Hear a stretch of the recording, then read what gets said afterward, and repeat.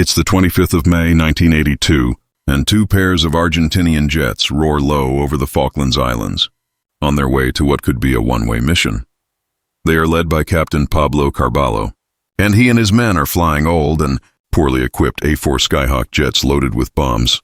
Their mission is to destroy the British ships HMS Coventry and HMS Broadsword. The Argentinians have captured the Falkland Islands, or the Malvinas as they call them, and they need to destroy the ships if they are to hold on to them. The Argentinians know that two ships have moved closer to the islands, to cover ground troops' islands, that give them the chance to approach undetected by British radar. Entering their range, don't climb for any reason. The Skyhawks fly as low as they dare, hugging the contours of the island as they reach the enemy's radar range. The two ships are equipped with advanced anti-air missiles and powerful radars. British warships targeted, which have been devastating to the Argentinian planes. The only way to evade detection is to stay low on board HMS Coventry. Captain David Hartdyke has his men on high. Alert British Special Forces have warned him that the Argentinians have recently launched on a mission, but he is unaware that this time his ship is the target. 4 detections on their radar screen confirms his worst fears. 4 contacts bearing 225 range 30. Captain Hartdyke immediately orders the crew to action stations, and alarms blare on both ships, and swiftly the mighty Sea Dart surface-to-air missiles turn to bear. The Skyhawks at the same time approach Pebble Island and hug its contours. Isla de Bourbon ahead. Keep low and follow me. With expert flying, the Argentinians become invisible to the British radar, and on the Coventry, the contacts disappear. Contacts lost over Pebble Island. It's precisely what Captain Hartdyke feared. Pebble Island is too close. The Sea Darts have a minimum range, so now they will only be able to fire once if they are lucky. Hartdyke gets on the radio to Broadsword. Broadsword, what is your status? HMS Broadsword is equipped with shorter-range Seawolf missiles better suited for a close-range fight. On the Skyhawks, Carballo brings his men as close to the ships as he can under cover of the land. His planes have no radar and no warning systems, but at 10 nautical miles distance they can see the British ships. Starting the attack. Good luck, Captain. He and his wingman, Lieutenant Carlos Rinca, make the charge and accelerate to maximum speed while skimming the waves. Captain Hartdyke's hard decision aboard Coventry. The two Skyhawks immediately light up their radar. 2 hostiles bearing 192 low level. To add to the confusion, a British Harrier jump jet reports in. It is in the firing zone. Captain, friendly aircraft 20 miles out. A British plane and enemies in the same airspace. Should he fire? In a split-second decision, he chooses the missiles. Turn the Harrier away. Shoot missiles! But the operators still can't get a lock. The Argentinians are flying extremely low, mere feet from the sea. Carballo's canopy is covered in sea salt as he soars through the spray, so low that the radars struggle to track them. Aboard the Coventry, the men's hearts race as they see the enemy getting ever closer. The Sea Dart missiles are failing to lock. Captain Hartdyke feels the dread of a wrong decision, praying for Broadsword's Seawolf missiles to do the job. Aboard Broadsword, the men can see the targets. Sea Dart crashes. The Skyhawks are flying so close that the Seawolf's radar detects them as a single aircraft. They lock the target as the Argentinians barrel down towards them. But then, the single contact splits into 2, and the 2 sets of coordinates crash the missile guidance system. The missiles are not responding. Restart them. There is no time. Lookouts aboard Coventry see the Skyhawks with the naked eye and shout with alarm.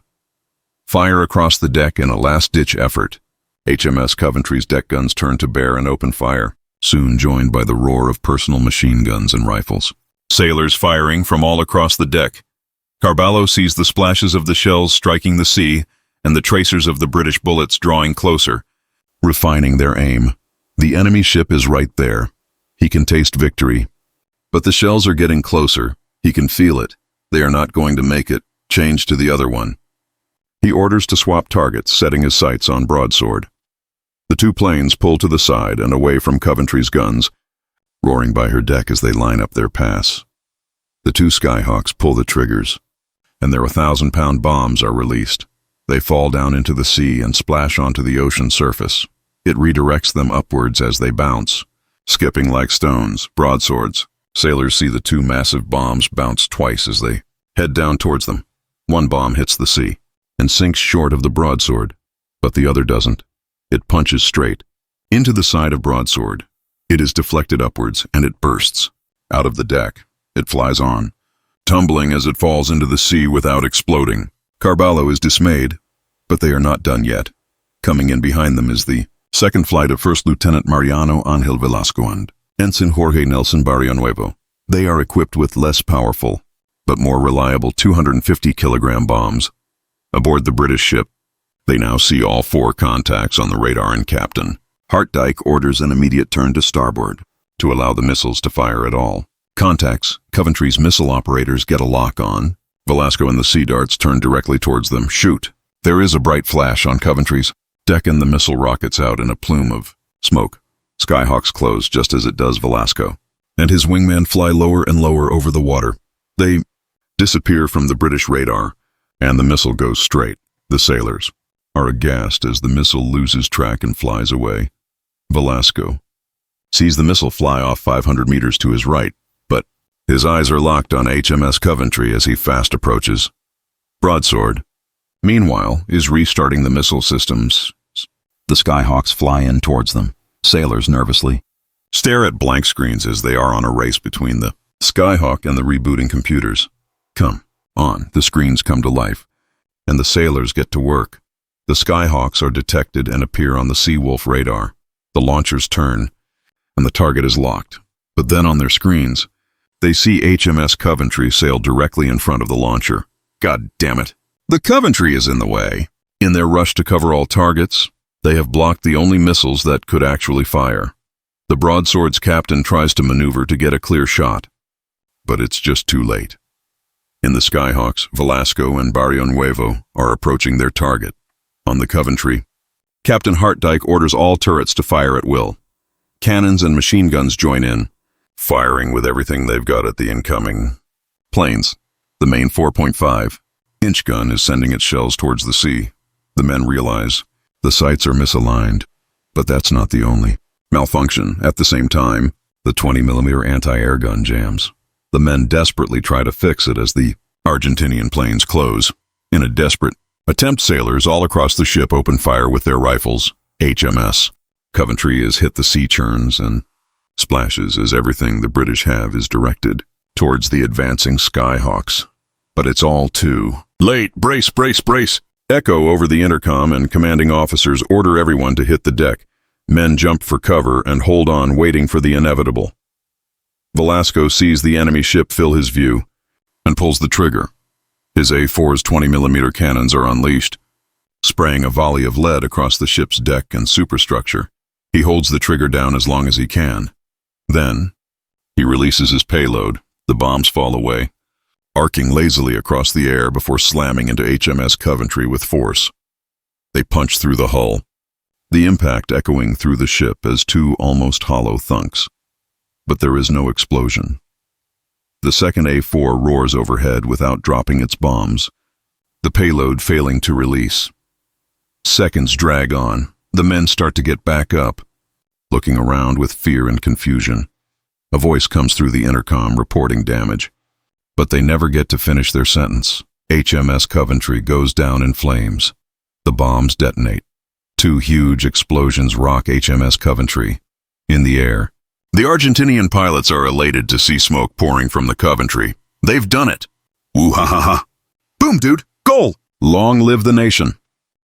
One explosion right under the bridge breaks a massive hole in the side of the ship and destroys the computer room. The fire moves up through corridors and blasts through the operations room, where all the operators and Captain Hartdyke were working. The second one explodes in the forward engine room, starting a massive fire and taking out electrical and propulsion power from the ship. Captain Hartdyke comes back to his senses. He is surrounded by smoke and destruction. Screams fill the air. He tries to see who is making them, but they appear to come from everywhere and nowhere at the same time. He staggers to his feet and realizes the ship is listing. He attempts to use his intercom, but it is completely dead. It's no use. He needs to get out.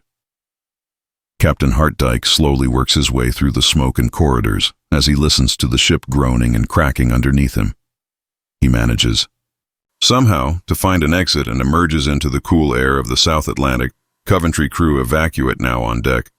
He is filled with concern for his men, but instead of chaos, he is met by an extremely professional evacuation. His team of sailors practice this and are now springing into action. Men rescue their fellow sailors from the smoke-filled cabins and provide medical attention on deck as others prepare the survival rafts and help more sailors put on their survival gear. Hartdyke feels the deck shift beneath his feet as the hull lists. He's dazed and wounded, and amidst the chaos he has to sit down on the rapidly listing hull while others abandon the ship. All but Captain Hartdyke. After all the men have gone, Hartdyke is alone on the upturned hull of the Coventry. He casts one last look around the smoking ship.